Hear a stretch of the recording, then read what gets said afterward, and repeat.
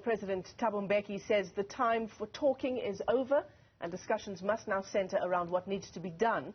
Mbeki speaking to professionals and the business sector in KwaZulu-Natal last night, just 3 days before the local government elections. Yeah, he says if political parties can't explain where the resources for service delivery are, then voters must consider them dishonest. Newzroom Africa's senior politics reporter Ziyanda Ngcobo has that story. Former President Thabo Mbeki has continued with his charm offensive on behalf of the ANC, this time in KwaZulu-Natal's eThekwini Metro, where he met with the business sector and professionals. He's continued with being frank about the state of the organization, the process of renewal that the organization is undergoing, and the fact that resources are pivotal in being able to fulfill the promises that the organization makes.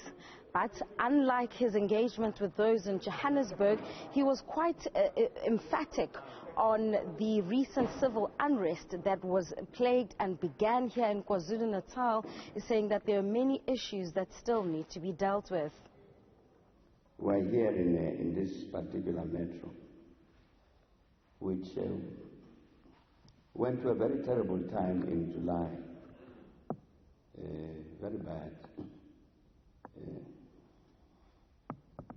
From the foundation, we said what happened here was deliberate, was conscious.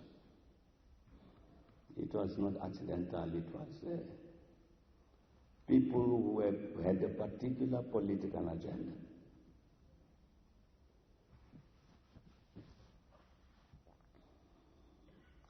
Targeting the government, not provincial government, national government.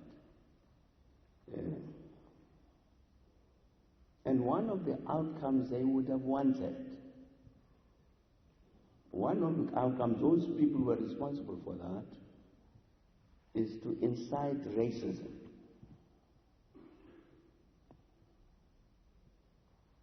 To incite racial conflict. During the question and answer session, the former head of state was questioned about the use of state organs in order to mete out factional battles. He says it's par the course for those who've been found with their hands in the cookie jar to cry political victimization.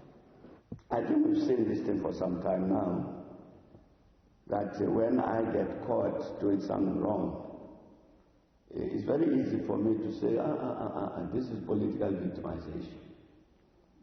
It's a cover. We must expect that these people who are, in order to defend themselves, will make these allegations about abuse of state organs and all of that. I don't think the ANC must be deterred from that. And when it comes to the African dream, which is essentially his brainchild, the former president was probed on what he believes happened to that particular vision. South Africa has lost a lot of credibility in the eyes of many people on our continent. The respect that they used to be,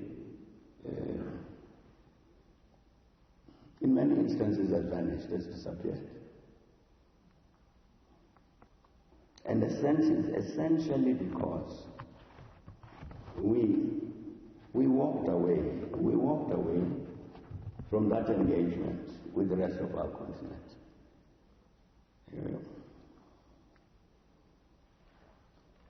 In many practical respects. For instance, as one little example, we used to have a joint committee with Mozambique. With just a few days to go until the November 1 polls, it's yet to be seen whether the rolling out of the organization's heavyweights such as Mbeki will yield the intended results. For Newzroom Afrika on Channel 405, I'm Ziyanda Ngcobo in Durban.